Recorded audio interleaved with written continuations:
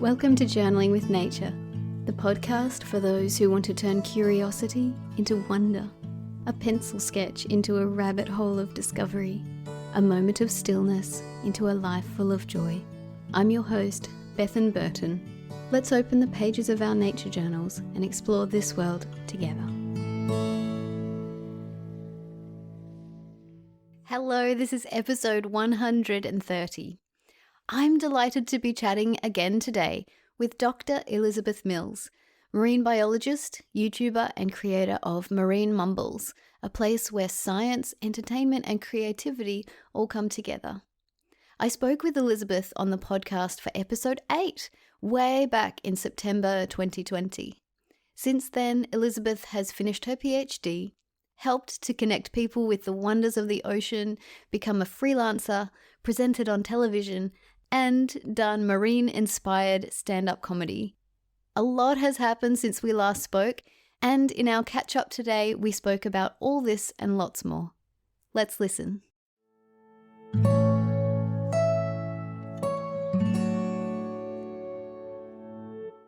Elizabeth, thank you so much for coming back on the podcast again today. Thank you so much for inviting me on. It's one of my favourite podcasts and I absolutely love chatting all things nature journaling, so I'm more than happy to be here. Well, last time we spoke, we had a long talk about what you had been doing, and at that point you were studying for your PhD, and a lot has happened since then. Let's take up where we left off and tell me a few things about what happened next. You finished your PhD. I did. I got the PhD. I am now a Dr. Elizabeth Mills, which sounds very fancy, but it's still novel enough that I'm like chucking it about quite a bit. Yeah. Like, totally. excuse me, no, that's Doctor. I mean, that very rarely comes up. Yeah, so I mean, I finished the PhD, which I was very happy that happened, that I finally got it done, especially because it was all kind of went on during the pandemic. I think that was the last time we spoke, was it in a lockdown kind of thing. Yep. So the conversation last time was extra special because it was a great way to connect. And then I got a really cool job working at this, actually it was working in this place that I had walked past every time I'd gone rock pooling when I'd done all my YouTube videos for rock pooling, and it was the Scottish Ocean Institute in the University of St Andrews, and it's right on the beach. It's like a building, a path, and a beach. And I didn't know it was going to be there because the job was just based there, but it was we're working for the Marine Alliance of Science and Technology for Scotland and this other organisation.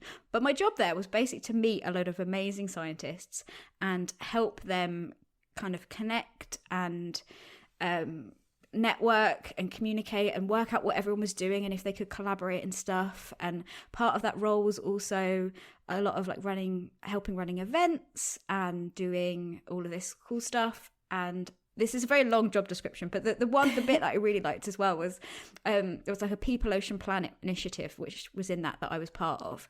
And it was all about connecting the people and policy and scientists to the ocean, creating an ocean connection. How do we share ocean literacy, which is all about kind of raising everyone's awareness of science and their understanding of the ocean, how important it is.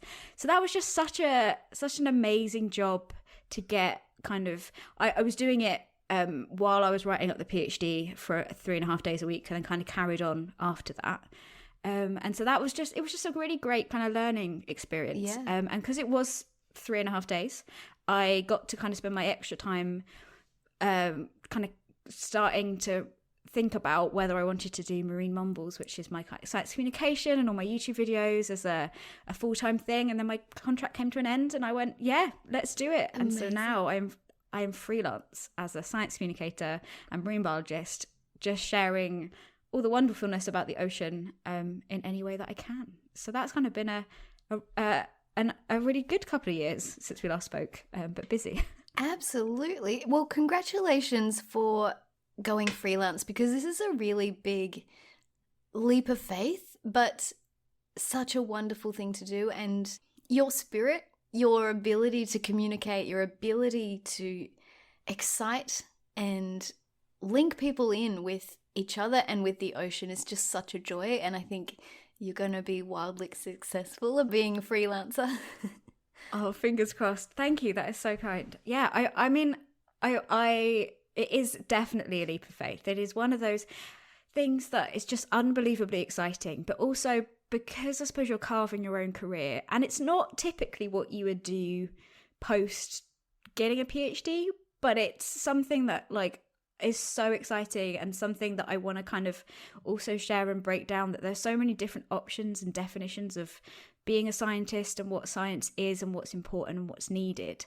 And actually going freelance carves my own space to do that. So I'm so excited to kind of go and do that leap, and I have some great friends that have gone freelance, so I've got a bit of support there and guidance, which is really nice. But yeah, it's just it's exciting to see that you don't know where it's gonna go, but you get to kind of pick where that goes. So I'm gonna just try and get involved with as many awesome things as possible.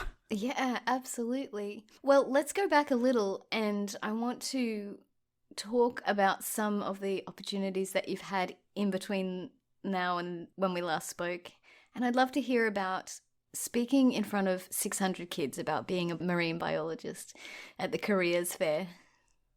Oh yeah, so that was part of my job, which was which was really fun.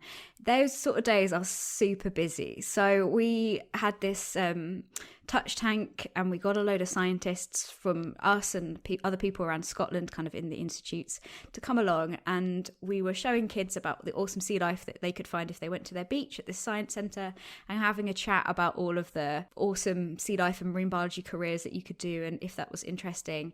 And it was I think the most special bit about that day for me was that a lot of that was kids' first time holding a crab or seeing a real life crab, and they kept asking all the time, like, is this real? I'm like, yeah, it is. And as a kid, holding a crab for me was probably the moment I wanted to be a marine biologist. I don't know, I can't remember, but on my website is a picture of me in wellies holding a crab when I'm about maybe 2.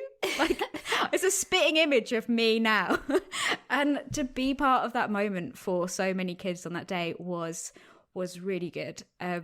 But it was busy. It was a rolling, every hour we had another couple of schools come in, and then they'd leave, and the next hour would be another thing. So it was like one of those days where it's just like amazing, but you got to the end of it, it's like, oh yes, ready for a break at the end. Yeah, it was really good. But yeah, it was just such a special and awesome experience, and something that as a kid I would have loved to have gone to. Yes. And as a marine biologist didn't know that was like an option either. You think you go off and do your own kind of sciencey stuff, but then realizing you can kind of bring it back and also help inspire other people is like exactly where I want to be. Yeah, everything that you do involves entertainment and fun, and I know you are naturally just a fun-loving person, but I'd love to hear your thoughts on the special value of using entertainment when you want to transfer a conservation message or teach something. Yeah, I mean, I could probably go on for hours about that specific point, actually. So stop me if I go on too much. But I think there are a few like, I am naturally very excited about everything. Yeah. But there are a few things that really kind of helps pinpoint, because I could have gone and started science communication or advocacy or conservation in kind of other ways. But one of them is like people's lack of confidence in science. I've done events with kids before where they, right from a young age, and I'm talking about, I think there's a lack of confidence or trust in science across every age, but I was shocked to see how early it went in. And one of my earliest things that I went to do a bit of outreach for was like drawing and making these marine monsters, and these kids were like, oh, sorry, I can't do it, like I can't do science. And it was drawing these sea creatures to mash them together. And I was shocked at how young that was immediately kind of put in. And making it fun and making it entertaining. I'm like doing it through drawing, or doing it through a science show where I'm dressed up in a load of different costumes, or doing it through art, or just different ways to break down that initial barrier, because that's all it is. It is just that initial thought where you go, oh, I don't think I can do this, and you might walk away or you might not, when actually just a quick sentence, a quick bit of confidence, people know far more. And it's my job to teach people. I want someone to start a conversation with me knowing nothing and walk away with information I learned during my degree, like all in the space of a conversation. Yes. And that is easy to do. And if people don't understand that, that's my fault for not explaining it well or right. And using entertainment to do that and inspire that confidence is one of the main reasons I picked to go down this like energetic entertain route, because I just think it's such a shame that that lack of confidence is there, that stress that of science, thinking science is this thing that is on a pedestal that I can't get to and I won't ever understand, when it couldn't be further from that. It is literally you asking a question and finding an answer, and scientists and science communicators can help you find that answer, or we can show you how to look for that answer, or you probably like are more than capable of finding it out. It's just asking that question and going off to do that action is the bit that I want everyone to have the opportunity to do. So yeah, so that's one of the ways I do it. If I've got time, I'll say the other main reason. Please do. Yeah. I suppose, the other reason is, and this is coming from a marine biology point and standpoint, but it also fits in with climate change and all the other not great things that are happening to our seas. But we are not in a good state, and we need action quicker than we are getting action when it comes to natural things and how humans are affecting the planet. And I am not disregarding all of the amazing advocacy work that goes on with telling people the facts, what they need to hear, with really making sure that people understand and all that. But I just feel that my part, in addition to all of that, sits more with making people connect and fall in love with the ocean more and with nature more, because there is that disconnect. There's a reason that for so long, whether that's an individual, but also with giant companies and governments and everyone, really, we haven't utilized our ocean or understood it a lot as much, is because there is that extra disconnect with the ocean. It's that big blue thing that we see, but underneath that within a millimeter of putting your face underwater is this whole other world that you can unlock. And that's where I think a bit of the disconnect comes from. And so actually sharing how amazing it is, sharing the wonderful sea life, sharing how you can connect to it, how it can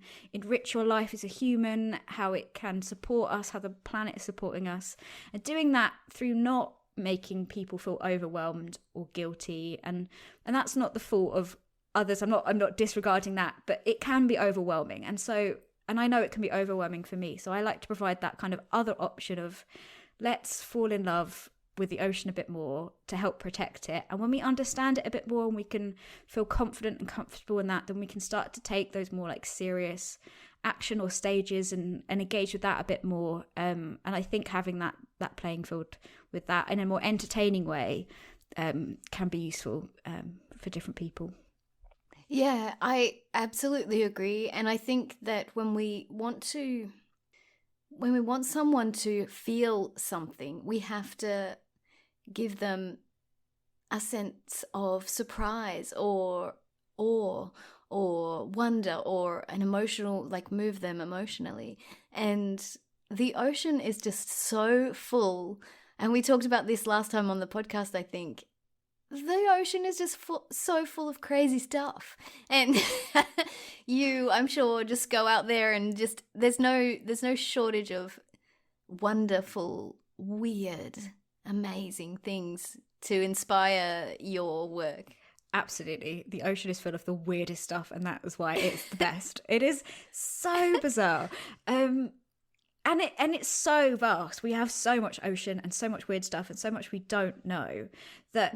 And I go rock pooling all the time, and I go rock pooling pretty much to the same places a lot of the time as well. And I always find something new, and I always find something bizarre. But it also goes down to like, it also means that there's lots that can interest kind of people. And a lot of my work has been interdisciplinary between, like, I've done marine biology, I've done a bit of engineering, done a bit of this, a bit of that, between all these different things. But I think that like marine biology itself is so interdisciplinary that you could start to find what you like could be plankton, which you can look down a microscope and just could spend your whole life trying to work out all of the different plankton that are in the sea around the world and how beautiful they are and studying that.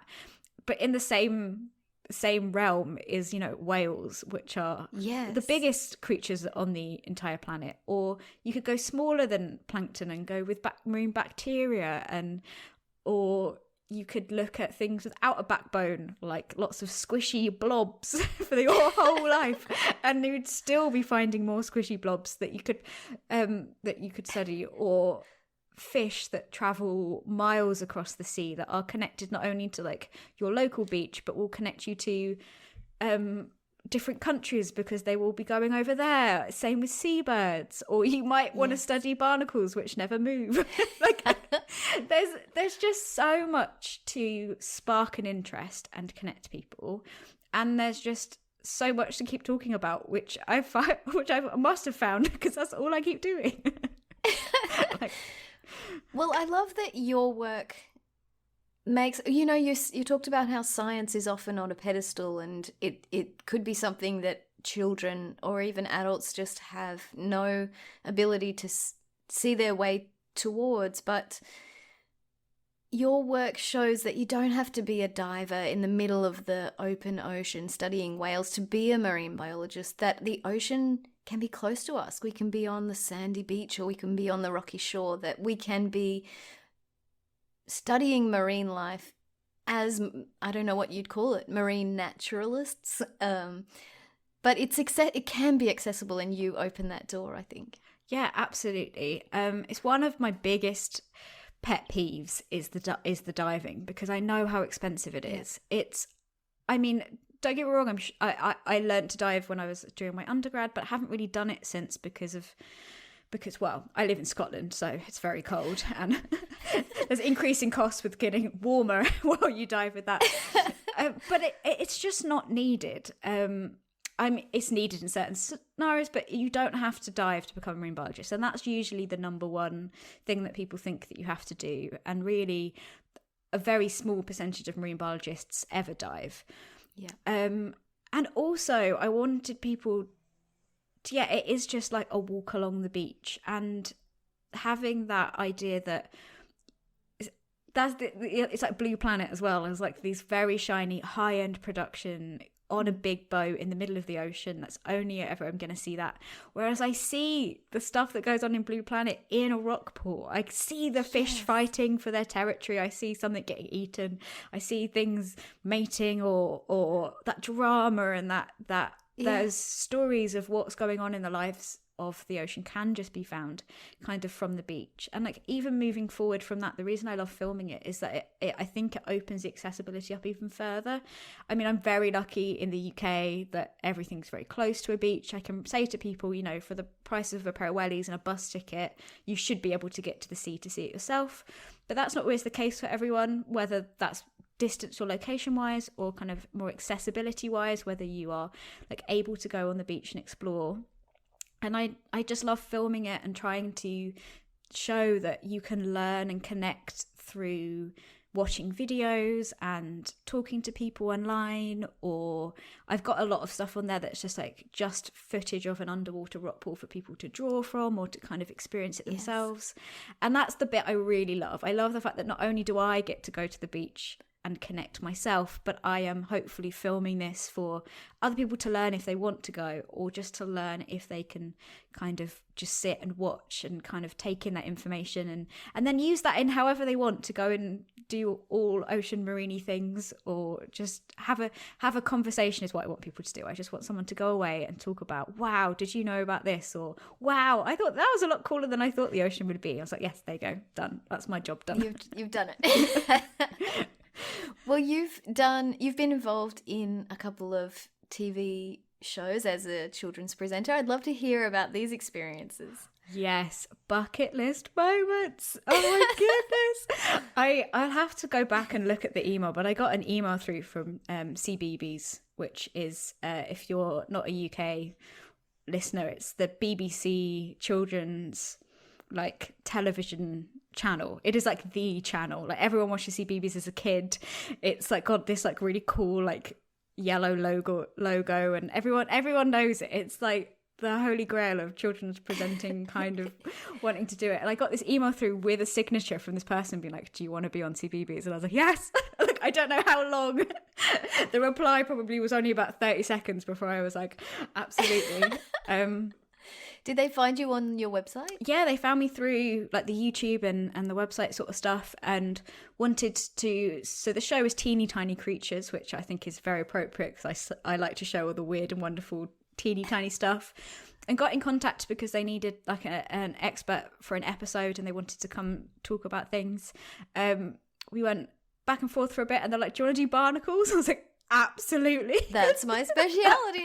They're like, yeah, we thought so, we'd heard through the grapevine. And I was like, that's amazing, that's what I want all BBC shows to think, if we need to talk about barnacles, we've got our person. The barnacle gal. Yeah. And I was just over the moon. I was over the moon to get the chance to do that, because as a kid, it would have blown my mind that I would have been on CBeebies. I loved the show, the fact that they were highlighting small, tiny, teeny tiny creatures in the UK, whether that's in the sea or that, about how awesome they kind of are. And also it kind of came at a really amazing time, because I got into YouTube stuff because I was originally... one of the reasons was that I did a competition, someone filmed it like under a camera, and I froze. I couldn't talk in front of the camera. Really? Yeah, I completely got flustered. And I love public speaking. I love getting up on stage and designing how I write a talk and all that. And yeah, someone put a camera in front of me and I went, there's also 200 school kids in the room, and I was like, uh-oh. Like it all just did not go very well. And I thought, no, I can't have this. Like, that's annoying me that I can't do this. Good on you. Yeah, and so I just started filming for my YouTube channel, and then posted it on YouTube, and kind of got over that. And so actually, I was very glad, because if that had happened, I don't know how people would have known I was the barnacle person if I hadn't shouted about it so much online. But if that hadn't have happened and they'd asked me and I'd got there and got in front of the camera, I would have kicked myself so much that I wouldn't have had the confidence to do it. But because it is more overwhelming, I imagine, than me with a camera on a beach on my own. You've got a sound person and a director and a nature presenter from the show and a camera person and someone else helping out, and they were all lovely, and it was the best day and the best experience ever. But it could have been overwhelming, and it wasn't, which is what I'm just very chuffed for on a personal level. That I was like, I didn't freeze. I well and truly gotten over that fear, I think, with that, which was incredible. And then I also did one where I was filming sea slugs. Someone got in touch; they wanted someone to help them film sea slugs and do that for a film for the National Film and Television School in the UK, and that was just a joyful week. Someone going down, like I'm in Scotland, and where we went to film the sea slugs, it's like the bottom opposite corner. It was like southwest England. It was like I think a 12-hour train journey or something. Like it was ages away. Again, totally worth it. Just this couple of days where we were just filming sea slugs and talking to camera, and we all stayed in the same like house together and just had this like amazing time celebrating like sea life and nudibranchs. And I was just pinching myself like this I would love to do more and more camera work and talking about that. I just find it really fun, and I find the whole video, watching how people film stuff, just incredibly inspirational and entertaining for me. I get so nerdy about all of the tech gear and how they film the audio and everything. I love it. I'm like just like presenting to camera and then just like sneakily trying to like learn and talk to as many people as possible. So it's just massive bucket list moments last year. Yeah. Do you think presenting for television would be a path you'd like to follow more? Absolutely. I mean, this is a podcast, but if anyone can see me like cartoonily big winking, like absolutely. If anyone is listening, wink, wink. I really enjoy it. And I think as a kid, I know that watching people like, well, Steve Irwin, I watched an absolute ton, and watching those shows made such a difference to how I felt about nature, and was just get so enthusiastic about it because I was like watching all these amazing shows, and then as well as going down the beach, that kind of stuff was really important. And I didn't think that was like, I don't know why it didn't clock that you're like watching people do this and be like, oh, that's a career option. And I'm like, oh no, now I'm like, oh yeah, that would be real good.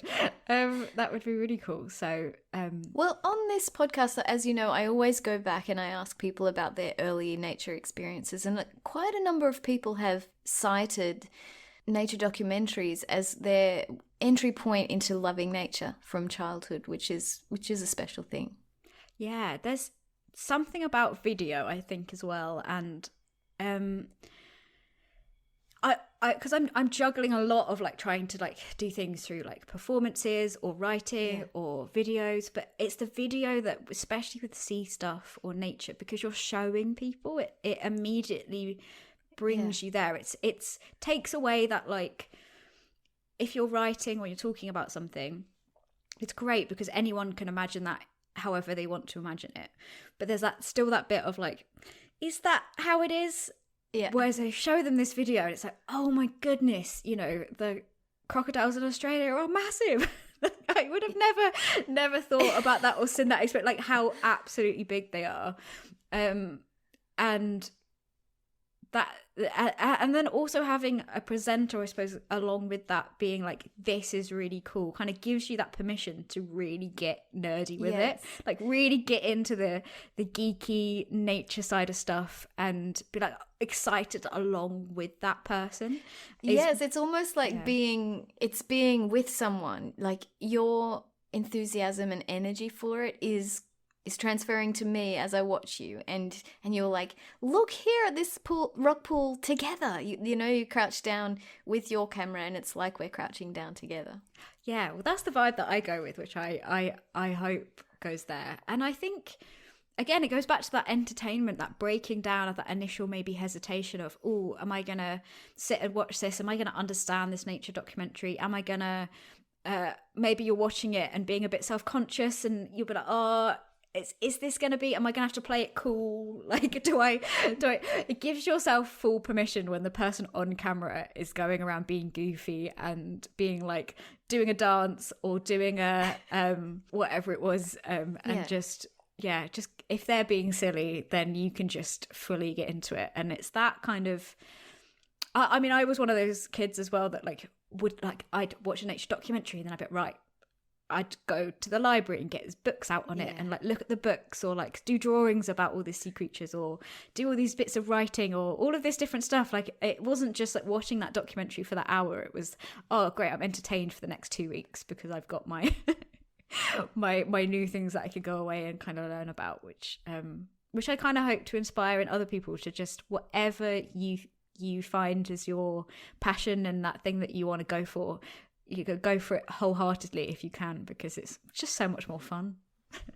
Yeah, absolutely. And so you said that this experience of having a camera there and then freezing inspired you to take the next step and start the channel and do your own learning about that and get comfortable with that. And I'm wondering, how did you learn all that stuff? How did you just start making videos imperfectly and then just continue and gather your knowledge bit by bit? How did you learn the skills to make these videos? Yeah, absolutely. Starting imperfectly is like, that's the perfect snippet. If we could take that, like, that is it. I maybe filmed 1 or 2, I can't remember now. I think they maybe ended up online, but there might be 1 or 2 videos I practice filmed before they went on my YouTube channel. But I think if I go back and watch my first video, I remember there is a bit of audio with it which I kept in, and I have to, because it was vlogging, which is even more embarrassing 5 years ago. It just, because it was like the era where people were judging everyone for having selfie sticks, which is just like, no, just do what you want. Like, maybe people weren't, but it was like, that's what it felt like. It felt like, people is so embarrassing. People are gonna like think what am I doing? And that's why I quite liked filming rock pooling, because it was usually on a beach in the middle of nowhere. But I'm walking along and someone comes along and I think I start singing. I think it's something like walking along looking like an idiot. Hello. Said to the camera, the guy walks along, I freak out and I turn the camera down. That's as far as I got on my first take. And I think it's amazing. I think it's in the video. I think when I watched it back, I realized like that is not only is that super funny, but like you were an idiot because you're like singing that you're stupid as you walk along, and then don't even film it anyway. So yeah, my advice for anyone looking to like start videos, especially now we've got like great smartphone stuff, just to get your phone and just start filming and put it online. And I committed to doing a video every Wednesday, which I kind of stuck to for like I think like 3.5 years or something close to that. Impressive. It was a while. Peaked off when I was writing up the PhD and doing a job at the same time. Like that apparently that's when I really did run out of time to do them. Back again with a video every Wednesday now. But so a commitment helped me, because I was like, right, I'm going to do a video every Wednesday. I've got to do it. Now I've said I'm going to do it. Why not? And then I just learned as I went along about the stuff. I watched a load of YouTube videos. I watched what I liked in other things, whether that's films or TV things. I said this, I'm quite nerdy about the film stuff now. I really enjoy it. I enjoy thinking about how I'm going to set up a shot, or how I can turn the camera to do a certain angle, and how the scripting fits in with the comic timing, to the me just doing a blooper, to how do I improve the audio quality when I don't want to sit down in a rock pool and ruin my microphone, like all of these like things getting to learn, which is so much fun. But it all just came from putting videos out there, and people think, oh, they're going to be awful, but I kind of like to remind people that like you don't know. It's going to sound really bad. You don't know how awful it is because you don't know your best. So like they are your best true. Up until you might see it later when you look back 3 years down the line, but you won't notice it now. Yeah, you won't. You're like, it can't be that. Look like, what I made. Yeah, right. So you're worried about what you're gonna think in 3 years' time after you've done it, but you've not got there yet. So you can't call yourself awful until. In fact, it's a goal then, is it not, to make that video seem awful? Yes, because you want to make yourself be better. Same with art, actually, isn't it? It's the same where like you don't know how. And I don't think any art is awful, except for I'm just thinking back to this like drawing I did, which is truly awful, of an elf when I was I was probably a bit older than I should have, like maybe 14 or 15, and it's my little brother's favorite thing, because he like found it in a sketchbook once when I was much older, and he was like, oh my goodness, you like this the arm of this elf is about 14 times too long, and I think it's got like 7 fingers. Like it was just like apart from that, I'll let everyone else think there is no awful art. Like, So part of being freelance is that you have to have a diverse range of ways that you can work and ways to achieve your income. And one of them now is offering workshops to other science communicators about creation, video creation and filming and editing, and also feeling confident on camera. I love that you're offering that. It's wonderful. Yeah.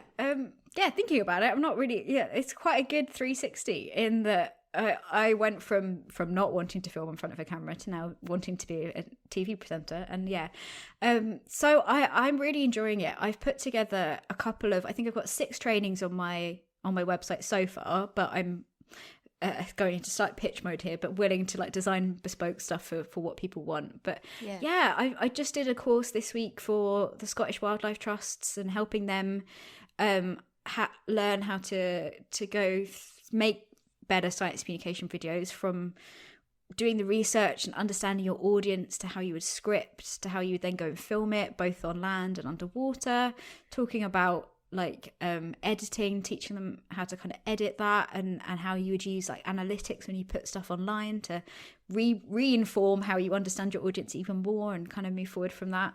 Again, I really like that kind of detailed understanding of behind the scenes, and ones on not just how to like have confidence in front of a camera, but also like do public speaking more but enjoy it.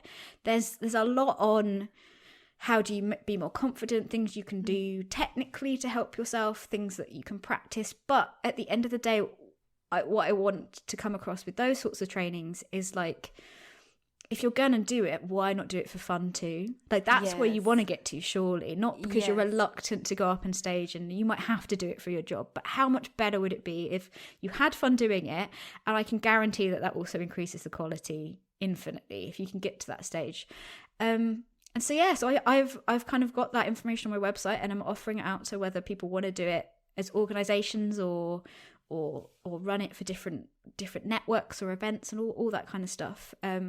Which I think I'm really liking it. I can't quite believe that something I started on the side, alongside my science career, has now become a source of my income. But actually, having that knowledge of coming from like an academic background with the science combined with all of the like media kind of understanding, I think is working really well, because and a lot of the stuff I'm pitching to work for is scientists thinking you do such incredible work, and part of the reason it does feel like it's on a pedestal is that sometimes, especially in academia, people are overworked, they don't have time to explain it. Importantly, they're focusing on the papers that they need for their career, but that's just for other scientists.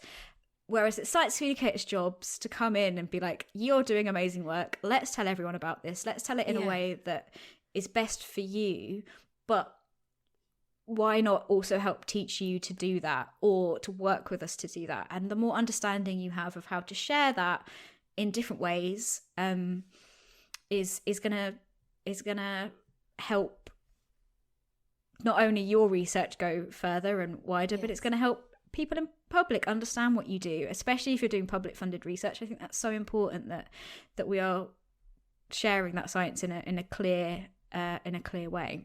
So any way I can help with that kind of journey along the way is great, and also it does help support me to then do the freelance work alongside, because I'm still not like that, like YouTube side of things still isn't like a sort of like a money earner. It's for fun and understanding, and I do it out of kind of like joy and love for that. But now I'm a freelancer, I need to pay my bills. So yeah. I love that you love public speaking, that you say openly, I love public speaking, because that's something that terrifies most people. And you said also that, and I think this is really true, like you can learn the rules of public speaking, but it doesn't mean it's going to come out of you in a joyful way. I remember my grandmother used to go to Toastmasters every week, and a few times I went with her, and there was people there, and they obviously had practiced, the things that you do. And one of them is that you don't, I just remember this gentleman giving a talk, and his hands were very, very still. And it was obviously something that they'd practiced. But, I mean, it didn't seem joyful. And if your hands are flailing about because you're so excited about what you're telling the audience, I think that's okay. Oh, absolutely. I mean, again, this is a podcast, but my hands have been flailing this whole time. I'm like such a hand flailer waver person. It's yes, absolutely. I mean, I like the thing that like makes me laugh about public speaking is, how could you like it? And I was like, well, people can't interrupt me on stage. I can just talk. like it's such a like a self-centered maybe way of thinking about it. But I like to point that out to people, like, no one can interrupt you. You've got those 5 minutes of space. You might as well use it. Like go for it. But I find that the idea of crafting something to say on stage really satisfying and entertaining. How am I going to use storytelling techniques or ways that I can emphasize what I say as I go along to like put into that performance to excite and kind of do that. And that feels like you can do that in videos as well, but it's an extra kind of joy to do it on stage in like a limited kind of time. But then I don't know, I quite enjoy just getting up there and having one shot to do it, and that adrenaline and that pressure to be like, if I'm gonna convey what I want to convey to these people, I gotta do it now. I find that fun. I can understand how that sounds like hell to other people, how that is like, that's the worst. I can't do double takes. I have to think about what I'm saying. I have to write it beforehand. What if I forget it? But all of those things can be fixed or overcome with practice and building confidence. And it doesn't mean that it doesn't scare me. I still get super nervous, and I always seek out a worse. This is my way of getting around it, which is why I seek out something worse. So I liked doing academic presentations, but then I went and did 3-minute competitions, which is oh wow. Yeah, which was really like, I got through to the UK finals of this thing called Fame Lab, which has been an amazing like thing to be a part of. It's a 3-minute talk where you have to talk about your thesis or your bit of science, and you have to do it in just 3 minutes. And there's like tight rules with it, but they give you all this training if you get through to the different rounds. I ended up going to the festival that they did it last year because I did it in lockdowns. So they paid for everyone that did it during the lockdowns to go to Cheltenham Science Festival, where by that time they'd also let me do a science show in front of 200 school kids. Like I had my own science show by that point. So it was like a great moment of like, thank you. Like it's kind of, obviously it worked because you're also getting me there to do a science show thing. And I'm back there actually in a week and a half doing another science show. And what I then led me on to, after I'd done the 3-minute public speaking, because that's still a bit academic-y, I was like, oh, okay, I need to do something scarier, and that will make the 3-minute sound easy then, because I was finding the 3 minutes quite scary. I went to do stand-up comedy. I was gonna bring this up, Elizabeth, because this is the most terrifying thing that probably anyone who's afraid of public speaking could think about is stand-up comedy. Tell me all about marine biology stand-up comedy. Yeah, it is terrifying. It is. I'm doing stand-up comedy for the Variety Night at Cheltenham Science Festival, which is their big Saturday night show in like 2 weeks' time or something. And so I'm still doing stand-up comedy. I've not moved on from that because I can't imagine anything worse. It's terrible. Like it is. I think it's maybe peak level thing, but I really do enjoy it. And it's interesting because this is the point at which my mum has been the most supportive ever, but she's reached up and she's like, I can't watch you do stand-up comedy. I can watch you do everything else. She's too nervous. She's like, I'm so nervous for you. But I try and explain to her that actually stand-up comedy is so unbelievably scripted. Well, most of the time, like it depends on what it is, but the way that it's usually done is really so scripted that it's either going to go good or it's going to go bad. It's one of those two when you get on the stage, because you can't judge it with each audience. And I ended up doing, so I started trying to do stand-up comedy with this amazing kind of initiative called Bright Club just before lockdown. The show that I was supposed to do, that I did my first stand-up show, was the Friday of like the lockdown shutdown in England, way back when. So never got to do that, but kind of prepped for it. I then did it with, so I've got Sam Langford and Hannah Ayuba, two amazing science communicators, and they had a cool science show called Zoology, and that was kind of running online during the lockdowns, and so I did that. But that was my first time doing public stand-up comedy, was on Zoom in my bedroom to a load of laughing emojis. So I think it was going well, but it was laughing emojis. So you see like smiley faces and laughing coming up. Yeah, saw absolutely nothing else. Like it was just me telling for my teddy in my bedroom, like a joke. That's amazing. Yeah, that was maybe that helped, because I think that was worse because you can't judge the audience reaction. Yes, because if you saw everyone with their hands on their, maybe head in their hands, then that would be worse. Yeah, maybe I'd given up. Maybe that would have been. I'm like, one smiley face. I'm like, winning, amazing. Like, let's go with that. But because of that, and because it was like an animal themed science stand up, I should say that it's science themed stand up. Maybe that would be my next stage, is that the non-science stand up. But I don't. Let's not give my mum a heart attack just yet. I got asked to do this show called the Ugly Animal Preservation Society, which was running a show every day during the Edinburgh Fringe Festival, which is the world's biggest comedy festival. Yes.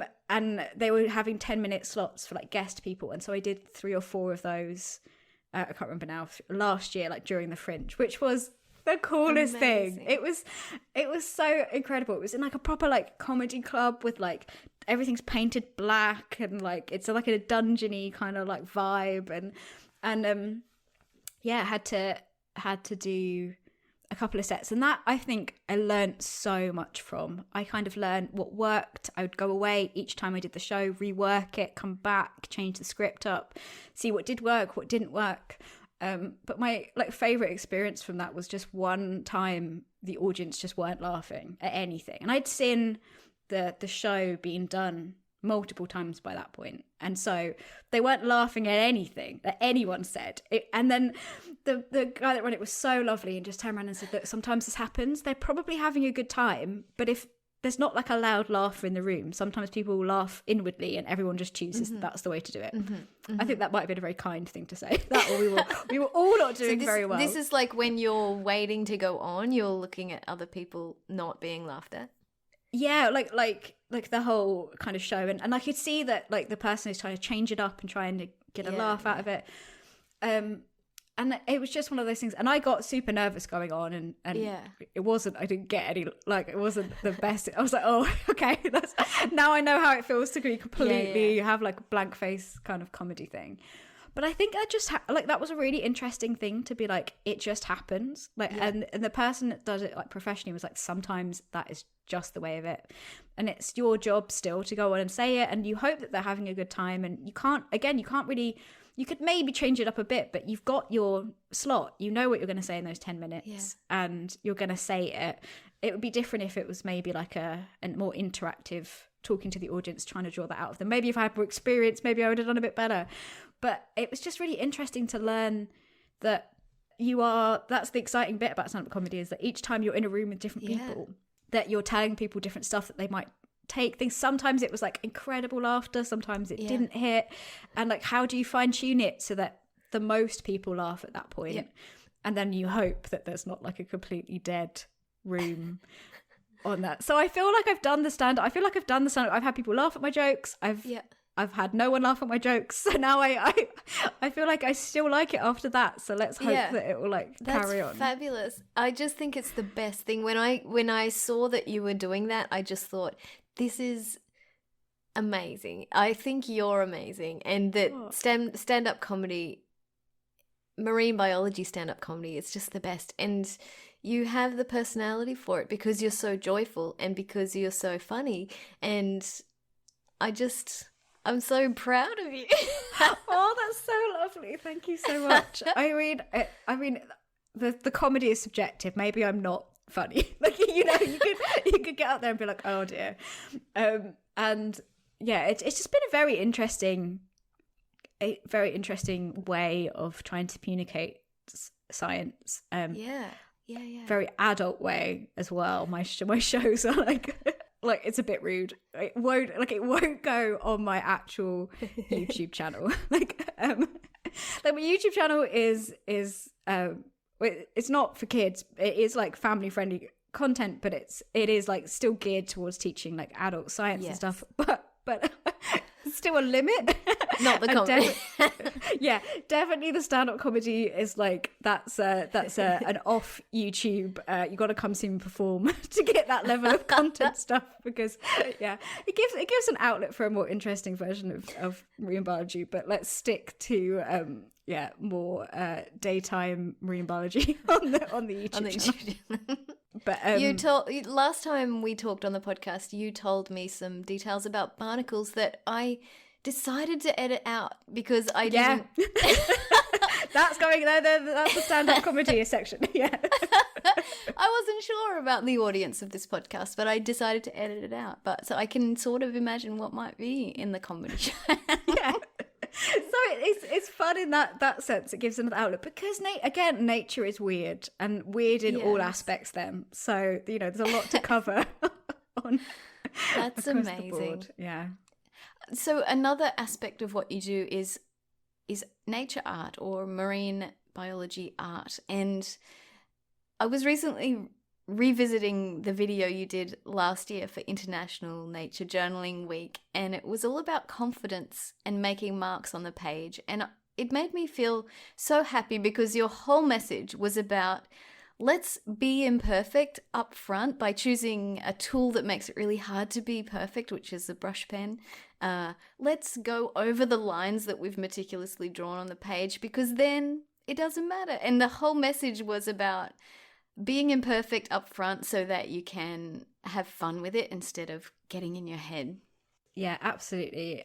I think there's always been this pressure when it comes to art to be perfect, and it comes from everyone, because everyone, like, especially if you love art so much, you want it to look like it looks in your head. You can see it first before it kind of comes out on the page, and I totally understand that. But and I understand how crippling that can be, how that can stop you doing art for months if you get inside your head too much. And especially when it comes to nature journaling, where a lot of the time I do stuff when I'm rock pooling, limited by tide, limited by time, and nature does not behave. It will disappear. Like, it won't, a lovely bird that you want to draw will not sit there for 4 hours while you get the perfect picture. It will be gone in 30 seconds. So you have to get something down. And I feel like you can either then be annoyed that bird didn't sit there for 4 hours while you did the perfect picture, or you can just be like, right, that's the style I'm going for. This is my nature journaling style. Why not go for it? And so I found, because I love to outline everything in black pen, I get very frustrated when I don't do that. I don't know if there's been an art picture I've done in maybe years that I haven't outlined in black pen. Like, I have to. But because of that, I do a lot of like detailed fine line work on all the watercolors that I do back at home, not in nature journaling. You just can't do that when you're out on the beach. It takes too long. Yeah. So I got a brush pen, which is like the most black pen that you could outline with, and like these things, but they're a nightmare. No one uses a brush pen. It's the first thing out of a box that you take all of the fine line stuff in, and then you make sure that brush pen is like moved out the way. You don't want to use it by accident. It's awful. Except for if you're out nature journaling, I find it so freeing. I just find that, like, okay, this pen is not going to behave, so I don't have to behave, and I'm just gonna just absolutely go for it. Which I've just find really nice. And that's the other thing about making videos and sharing stuff, is that you have to then share. A lot of the time I'm limited by time. Like, I have to share what I make. I haven't got time to go and redo it.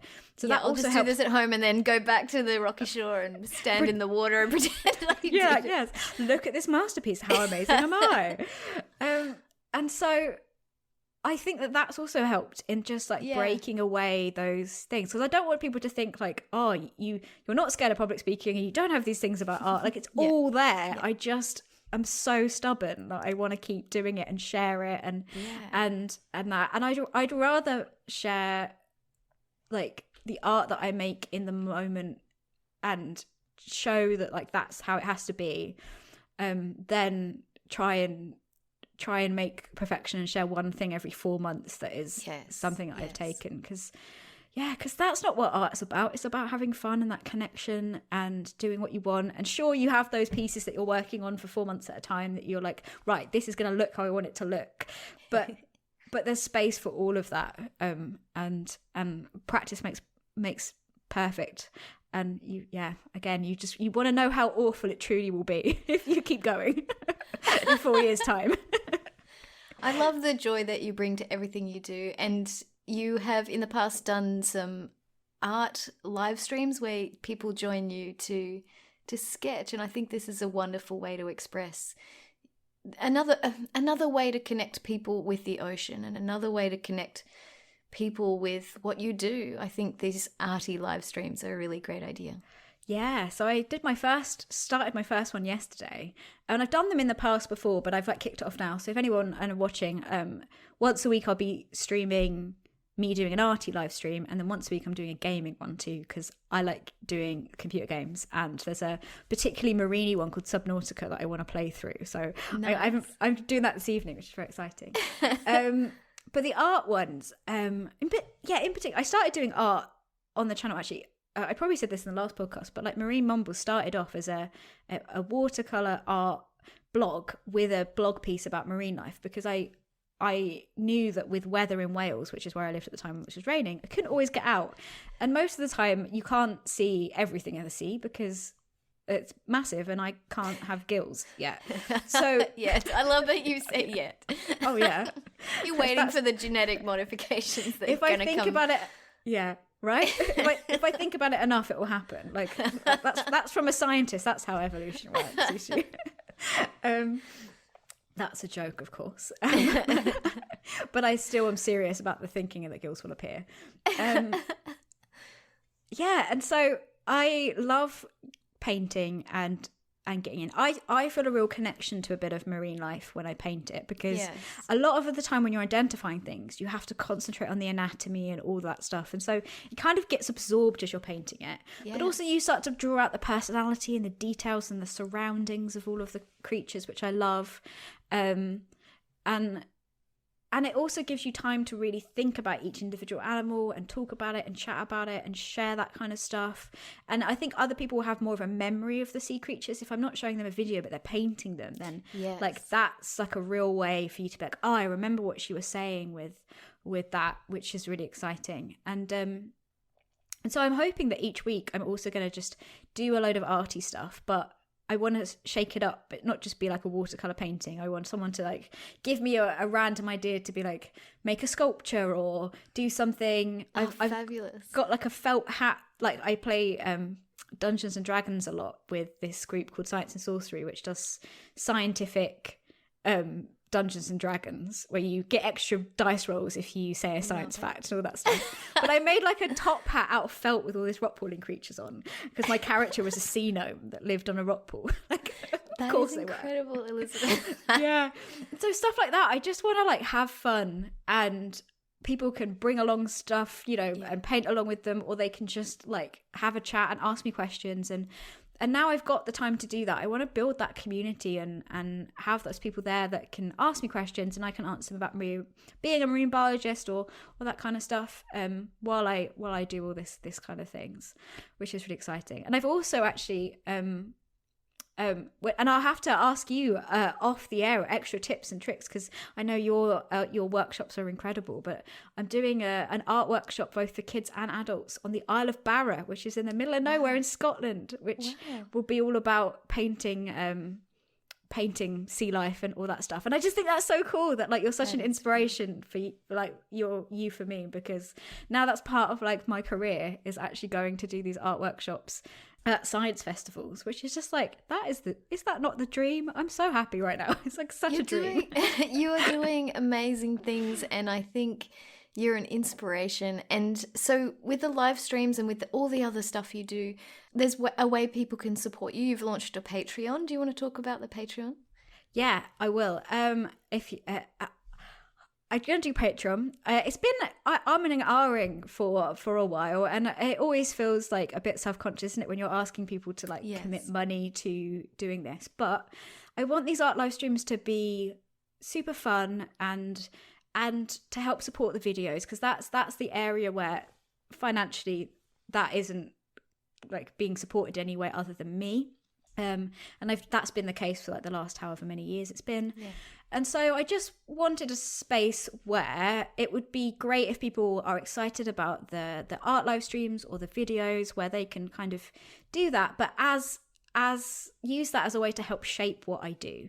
So I have kind of 2 tiers, like a lower tier where people can like buy me a coffee kind of every month, that kind of pricing, and you'll be able to go on there and ask me questions or say suggestions of what you want to see in the live stream. I hope that people, I think I'm going to set it up so that each week I'll be like, right, what art supply do you want me to use, and what creature do you want me to talk about? Yes. That kind of thing. I mean, I want to be sharing, if I'm going to spend my time doing it, I want to be sharing what people want to do. And Patreon would be kind of a great way to do that, to build that community as well, and make sure I'm sharing what they want. And also it helps me to be able to share what they want by kind of having that financial backing to do so. Yes. And then a higher tier, which is going to be about, you'll get like an extra bit of content every month where I will talk about I could offer like a bit of art every month, but I wanted to shape it up. Like, so each month you might get something different. I'm going to pick a creature to talk about, and you might get a funny video from me, or you might get a blog post, or you might get a piece of artwork like online that you can look at. So just, people are getting, you know, a bit more extra stuff from me as well, because obviously I appreciate any support that anyone can kind of give, as well as being able to answer all those questions. And my tiers, which I think I quite like the names of, are Barnacle Buddies and Sea Slug Stars. So I think that in itself, I'd want to be signing up for. There you go. In itself. You can make a little badge and like, I'm a Sea Slug Star. Like, you get that official title. So cute. That could be one of the things you send out. Yeah. So are the live streams going to be at a set time that people can tune in, or is the time going to jump around? Do you want to tell about when people can tune in? Yeah. Ideally, I'm going to hopefully plan for them to be on like Sunday mornings UK time, and gamings are going to be like Monday evenings at UK time. But I also can't stick to that all the time, because I've got like I've started it, and the next 2 Sundays I can't actually make a Sunday because I'm traveling and doing things. Yeah. So I'll be changing them about. They're hopefully roughly at least once a week for each of them. But they're also going to be on my YouTube channel and Twitch, so they'll be there if people could usually make a Sunday morning but not another time. You can go back and watch them, and I'll be doing the comments. But it also might help me figure out when's the best time. If that doesn't work for everyone, we can kind of shuffle it about a bit. But the best way to like make sure that you know when it is to follow me on Instagram or Twitter, and I'll keep everyone updated with when it's going to be. And also I think you should get notifications if you subscribe to me on either Twitch or YouTube when I go live and when I plan to. So hopefully people should be able to kind of find out. But I quite like the idea of getting up on a Sunday morning and hanging with the your audience. Yeah. And hopefully that works time zone wise. I think wouldn't be too bad, like starting at 11 for kind of everyone else around the world, if people wanted to watch from that far away. But that's just perfect. For there you go. I love it when things actually Australia time friendly, because we miss out on so much cool stuff. So yes, I'm excited about your timing. Wicked. Yeah. No, hopefully it should be really good. I'm super excited about it. I've really enjoyed doing the more detailed deep dives on each of the creatures I've done before, or their habitats or stuff, because if you're doing a live stream it takes hours. Like, yes. It means I could talk and talk and talk and talk and talk for the entire time. You can just mute me if you want to put music on and watch the art, but if not, come along and have a chat too. Well, congratulations on this huge new step. It's going freelance and just branching out in all these wonderful directions. And it's been so good to chat to you again. Thanks for joining me again on the podcast. Absolutely. Thank you so much for having me. And the podcast is amazing. And I'm so pleased that so many people like it. And you get just the best conversations with everyone. So, I'm just so chuffed to be back. And hopefully see some listeners on some live streams. They can absolutely ask me all the Maroony questions too. I'll leave all your links in the show notes for the podcast, and we'll get some marine loving people there. Thanks, Elizabeth. Awesome. Thank you.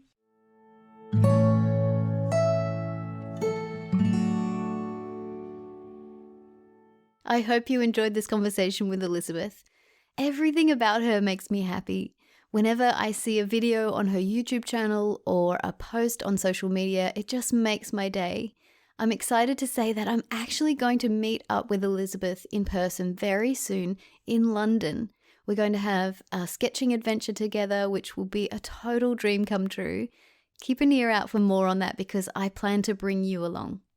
Head to the show notes for this episode for links to Elizabeth's website and social media. And if you're a scientist who would like help with video creation or science communication, do reach out to her. And if you work in television and need a nature presenter, you know where to find her. She's amazing. Thank you so much for listening. See you next week.